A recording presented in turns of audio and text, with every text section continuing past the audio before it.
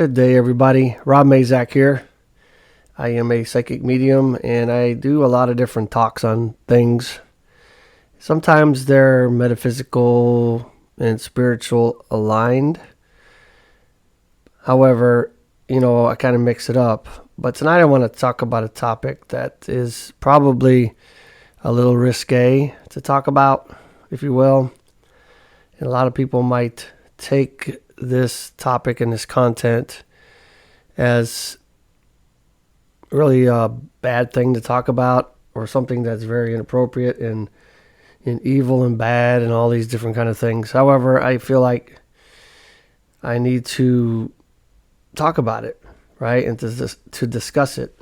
And I would like to start this podcast by saying that what I'm talking about in this session is not going to be offered as proof, not going to be offered as a truth. It is based on the experiences that I've had. And so I just wanted to share it as an alternative way of looking at things. Because, in reality, none of us can really prove anything, to be honest. I mean, it doesn't matter what you believe in.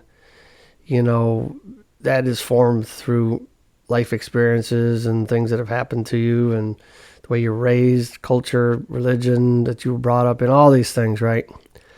And so I don't discount anybody's beliefs anymore, because I really have learned to believe that what we know as truth is really only our truth. And so, once again, I'm also not counting this as my truth. I can't say that it's 100% for me, but it is very valid. And so the topic I wanted to talk about is Lucifer.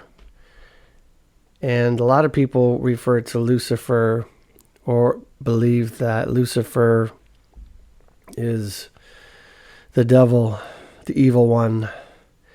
And, I grew up in a Christian commune, if you will, organization that was based on everybody helping each other.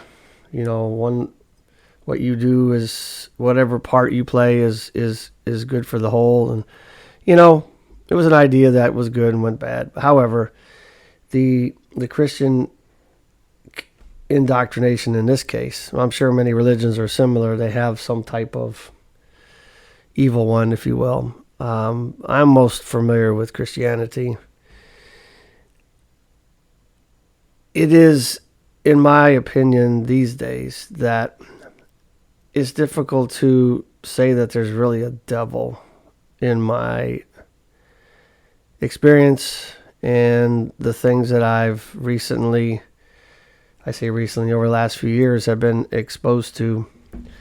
And, and I share this with my own mentor, and she's kind of aligned with it as well, and also I believe that having a devil in your life, if you will, gives many of us a scapegoat to blame our own inadequacies on.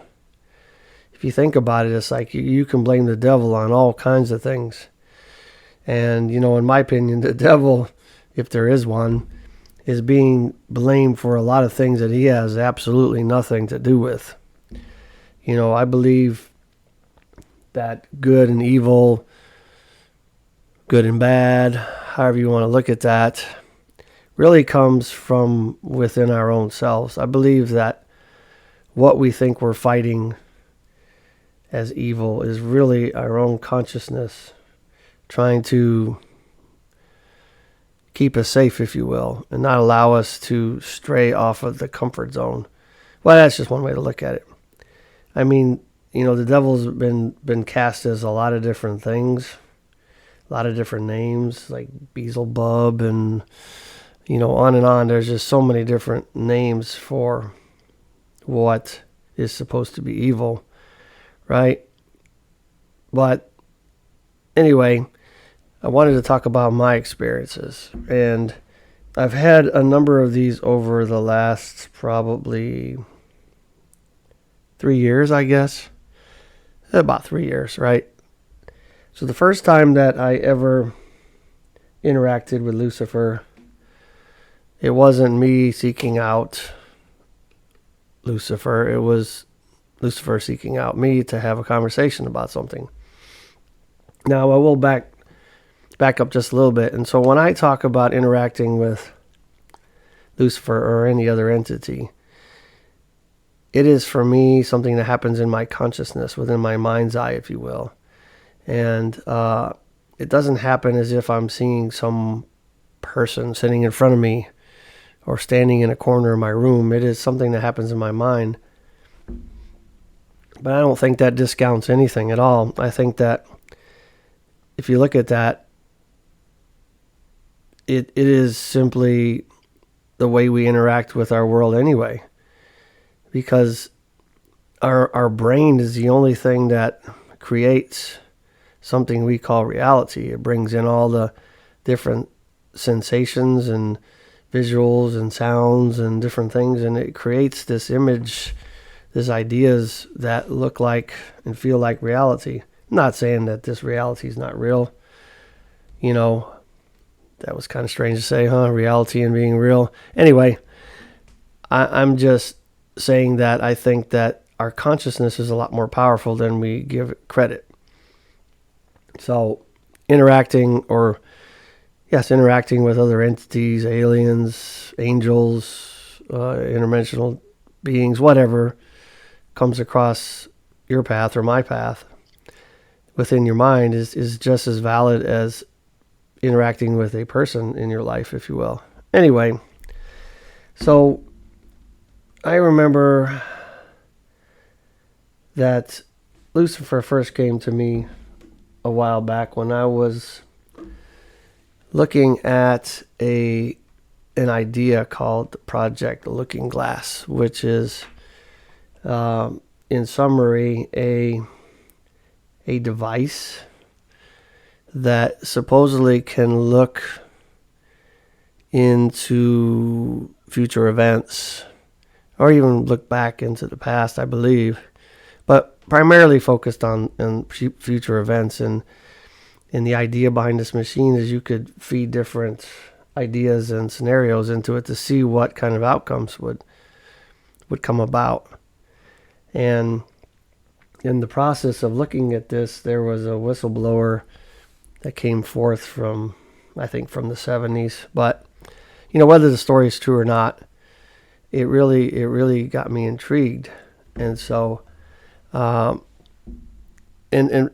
this whistleblower brought about an idea that the governments of this world, those that are in power, if you will, that run this rule this world, were very frightened because no matter what kind of scenario or what kind of changes they introduced into this Project Looking Glass,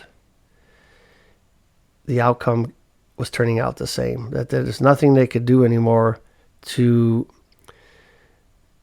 the inevitable to happen. Whatever that is was not really talked about in that particular video, because I don't think this particular whistleblower, if truthful, really knew what the outcome was. But he said that the governments of the world were completely scared, frightened.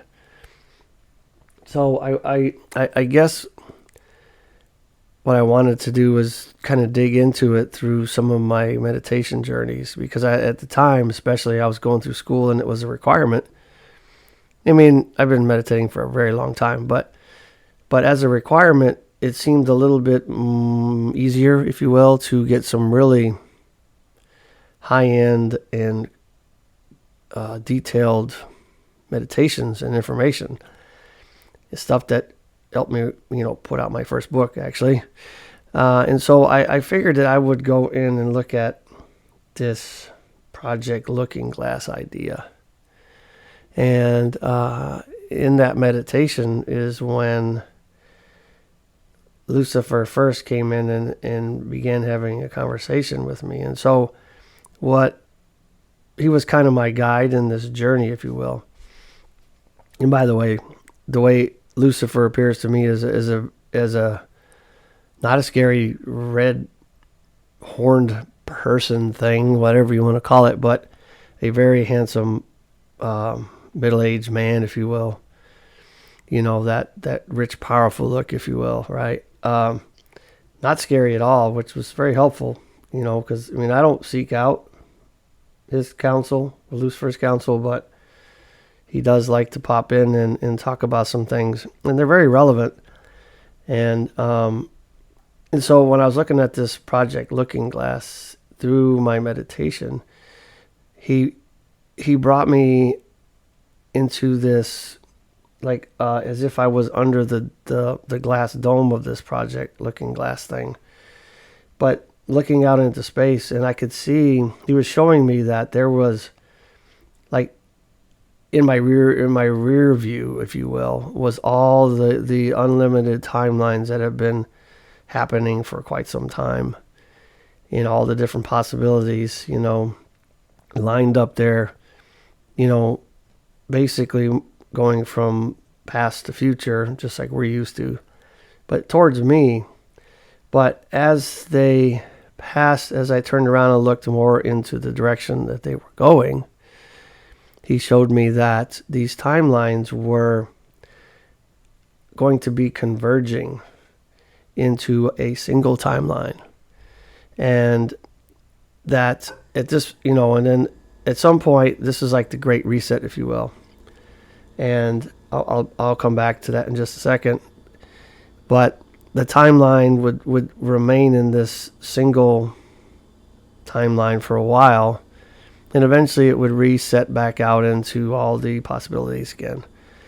And what he went on to explain to me was that this was necessary for the culling of the population, if you will, that this human experience as souls is meant for to evolve, and at some point only those that are actually willing and open and doing the work to evolve as a human being, instead of just watching TV, drinking beer, hoopahing around or whatever, actually doing something with this life and this opportunity, would have the opportunity to move on to the single timeline, and then be able to flourish again in the future.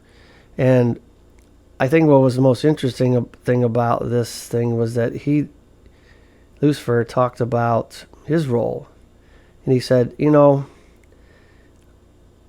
this is just what I do. This is my job. This is my domain. My domain is to gather up the souls that did not make the cut, and not to put them into this eternal damnation of hell, fire, brimstone, sulfur, all this kind of stuff. He said, but my job then is to recycle these souls, to get them back on the path to try again. And so it's almost like he is in charge, a lot of ways, in rehabilitating souls, which I thought was an interesting way of looking at it. Once again, I want to interject that, none of this means what I'm talking about is true, but, and just wanted to put that out there. But it is interesting to have this experience and to look at it a different way. And so Lucifer also reminded me that that one of the reasons that I'm not frightened of him either is because I think he said I had served with him in the same realm. So let me back up on that a little bit. I was told by my current spirit guide, who's an angel, that I am considered what most of humanity would call the original fallen angels, right? And I got trapped into the, what do you call it? Lust trap, if you will, right? The daughters of men and all that stuff, and paying penance for all these lifetimes after lifetimes. And so I guess that makes sense based on what Lucifer was telling me, that it's likely that, not old buddies, but you get my point, that we're familiar with each other, right? And so that was really cool. And he's popped in a few other times here and there. The only time I reached out to Lucifer for clarification, if you will, was at a time when it seemed like these Illuminati groups were just bothering for lack of a better word, bothering the hell out of me to come join them. For one, a true Illuminati group is something that should remain unknown. They certainly wouldn't advertise on social media, message you on Facebook, right? But I guess I kind of got, I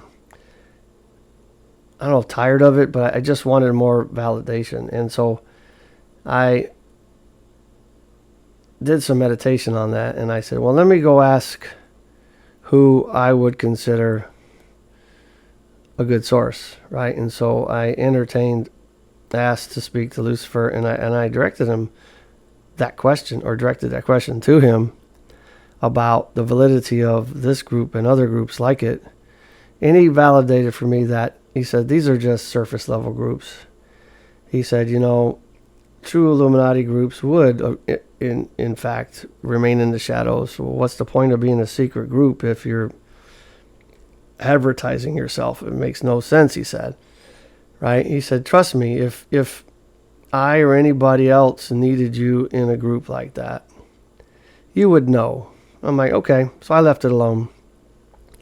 And periodically he's popped in, but almost every time he's popped in and had conversations, more at me, not with me per se, it's always been the same, right? And so once again tonight, I was normally I get off work, I go to the gym, and and then I meditate sometime before I go to sleep, and lately being deployed to the border, it's a little harder to meditate with all the things going on. But tonight I said, I'm going to skip the gym and I'm going to just simply relax. And so I sat in meditation one time, and it just didn't seem to go well for some reason. And so I got up, had something to drink or whatever, and had another go at it. And I was laying there, and I use meditation for a lot of different things. And I was just simply wanting to know what I needed to know right now. What kind of information do I need to know that's going to help me right now? And it was a lot of like crickets and all my usuals, right? My spirit guide and some of the other ones that, are part of my board, if you will, didn't really speak up. And so Lucifer spoke up. He goes, well, I'll go ahead and take this. Apparently nobody's going to speak up. So I'm like, okay. So he once again readdressed many of the same things, but he told me that this is a time when great problems are going to be coming, right? And he said it's a necessity. It's necessary. He said, you very well know in the known history that has been talked about in your timeline, that many civilizations have risen to high technology points and have simply disappeared, right? And just gone, right? And he says, this is his opinion, and his opinion is kind of getting a little closer to my truth these days. But he said, you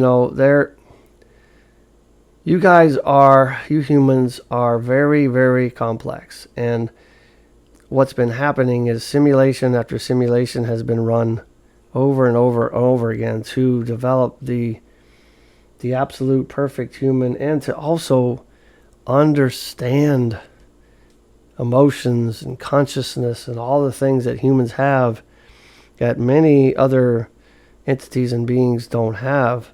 And the struggle to learn it is apparently very difficult. I mean, even for us, even though we think we understand it, we don't. And he said that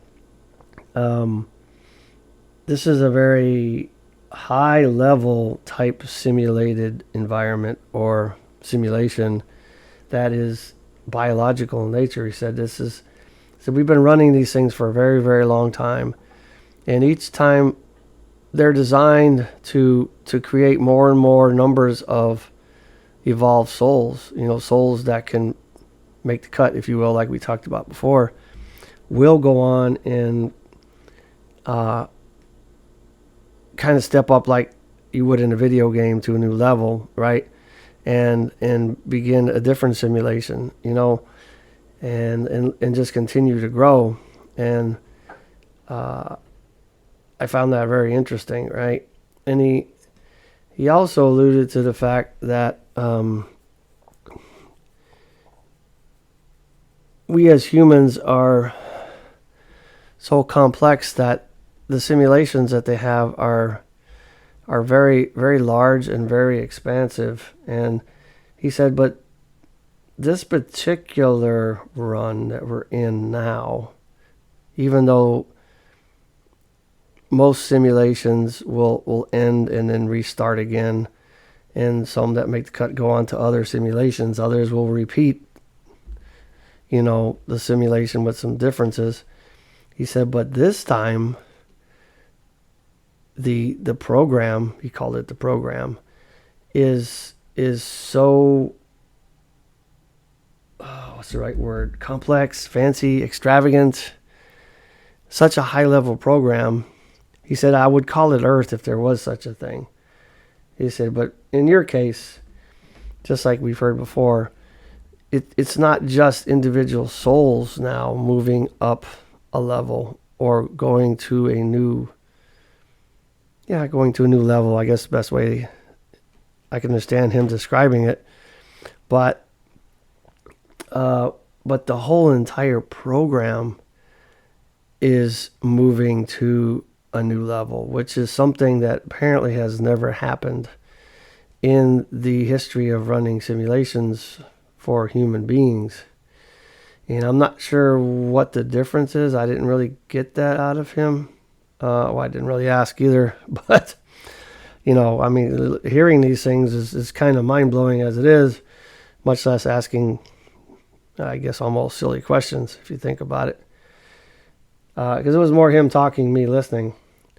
And he said it's very similar to the story that Dolores Cannon talks about. And I do her hypnosis practice, and so I understand her story pretty well, is that there's going to be an old Earth that will remain, and a new Earth will be moving into a new enlightenment, if you will, right?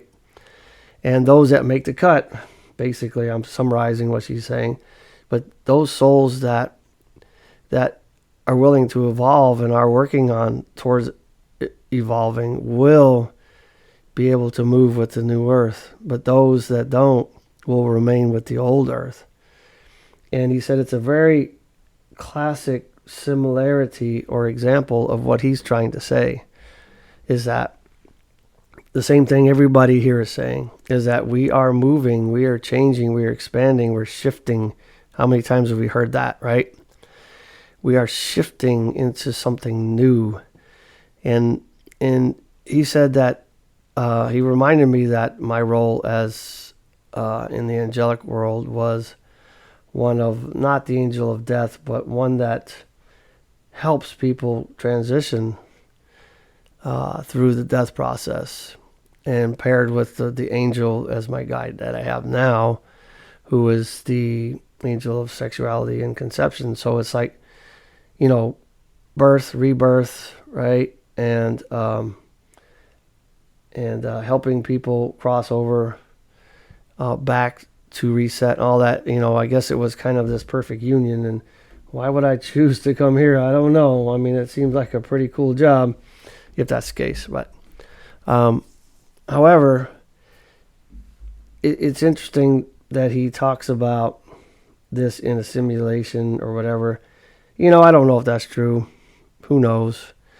And what I find is that in meditations, in dreams, in visions, in connections with those that have crossed over, whatever, anything that comes from us outside of this reality, spiritual realm, other dimensions, whatever you want to call it, many times answers or messages are provided or given to us in or with symbology. And so those that guide me are sometimes very specific, like they were tonight with Lucifer, very direct messages, right? Him talking, if you will, or transmitting thoughts, however you want to look at that. But most of the time I get visuals, like I get shown a movie or objects or things like that. And it's like those that guide me want me to do the work. They want me to go research it and look for it or wait on validation. And so that's why I say what I have received tonight doesn't necessarily make it true. It might just be the idea that resembles the reincarnation model, if you will. That we live this life, for example, and when we're finished, we go to a place where most people call it life between lives, judgment day, if you will, and we relook at the life that you just lived, and kind of reassess it and see, did you complete the things that you went to complete? Did you experience the things you were supposed to? Did you actually do what you went to do? And the sad part is we don't get to know why we're here to do. So it's really up to us to figure that out, right? Going into a test without any memory or any idea, it's like, how do you figure out the answers if you don't even know what the questions are? However, where were we? But it's like the reincarnation model where once we've reassessed, then decisions are made either for us or by us to reincarnate or come back in as a body in this world or another or some other dimension or whatever, to have other experiences for the purposes of evolving our soul, and so in a lot of ways what this story was about was more validation for me that we basically live in this dream state. These lives that we think are real, but are they really? Are we simply here, running a program, if you will? For all we know, we're in a dream, and we're living this life 75 years at a time in a dream. Wouldn't that be something to find out? I mean, last night when I went to bed, I woke up like within the first hour of going to sleep, and it felt like I had dreamt an entire life within that hour. I remember thinking to myself, man, I just watched the whole life in a very short time. And then I went to sleep again, and in another hour I woke up, same thing. It's like I'm being shown and told that none of this is really real, almost like a simulation, right? I mean, it almost draws me back to the Matrix. I think it was the first one, right, where Neo found himself in this big hive of pods as just simply some human battery that was living a life through dream states, just to keep consciousness alive and keep the battery going. Boy, that'd be really upsetting to most of us to get on the other side of this someday and to realize we're just simply somebody's energy source. However, this is back to the original topic, right? So, to me, I think that Lucifer is simply just another entity playing a role. I say it's simply another entity. For me, interacting with entities is no different than interacting with people that are living in our quote unquote reality. And so, like I said, he's just like any other one of them that I interact with. I've interacted with different aliens and the councils and different species, different planets. I mean, it's very, very interesting, but it really was no different for me. So I'm really convinced, at least for me, that Lucifer is not the devil. I don't even know if there is a devil, you know. In my opinion, I think anything that appears to be evil is simply a spirit that has left this planet or other realities, and they simply get stuck in that in-between state, like Catholics would call purgatory, and they can't seem to figure out how to cross over to God, or even know that they can, or the source, right? However you look at that. But they can't come back here. And so I just like to think of these as very mischievous spirits, because they're trying to collect and recollect some kind of resolution to whatever's tethering them to their last life.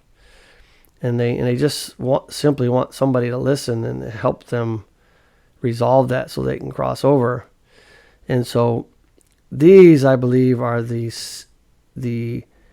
spirits that appear to be evil, because let's just face it, if you're somebody that can hear, interact with the spiritual realm or the other realms, they are going to bug the heck out of you until they get your attention. And it begins to feel like a psychic attack, right?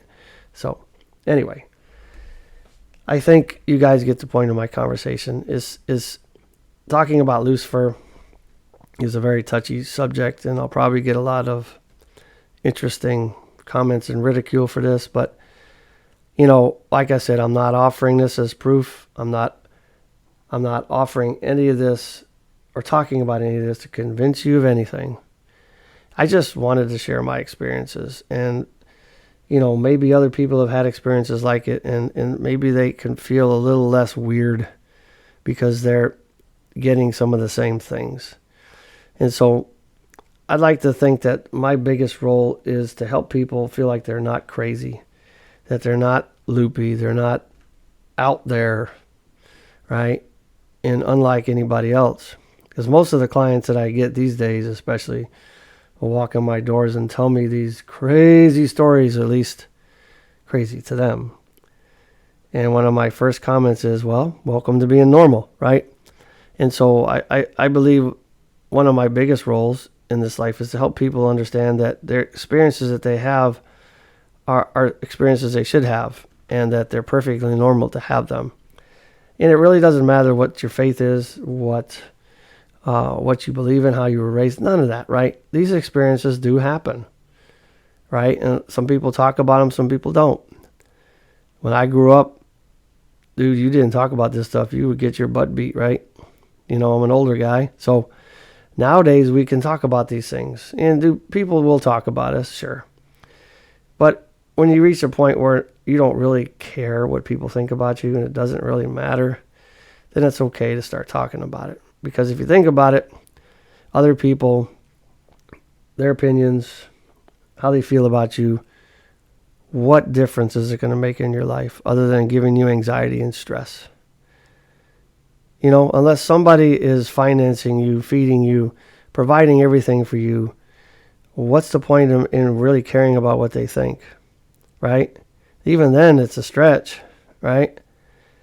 So I encourage you guys to not think of experiences, these wild, crazy experiences that you think are demonic or evil or strange, or people are going to laugh at me and mock me as something that's abnormal. It is absolutely normal to have these.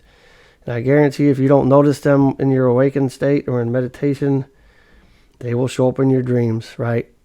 The spiritual world, or whatever you want to call that out there, that which lies outside of us, it will find a way to get your attention. And, I, for one, am going to do it. I've had the big hammers hit me before many times because I wasn't listening. No more big hammers for me. I'll take the small ones, thank you. And I'm going to listen. I'm going to talk about it because that's another thing that has been given to me. I just need to share. It doesn't matter who's listening or if anybody's listening. But the thing is that we're all here having very similar lives, very similar experiences, but many people just aren't talking about it. And let's just face it, we're in an age when we can. Let's do it. Let's get it out. Let's talk about it. Okay? Anyway, those are my experiences. Something I wanted to talk about. I was a little gun-shy at first about doing it, but here we are doing it, right? I've learned to listen, and I was told to say it, talk about it, and so I'm doing it. So I challenge you to do the same, and I would really, really like to hear what you guys have to say about this. Your opinions, your thoughts. Good or bad, doesn't matter, right? Everybody's entitled to their opinion. It works for me.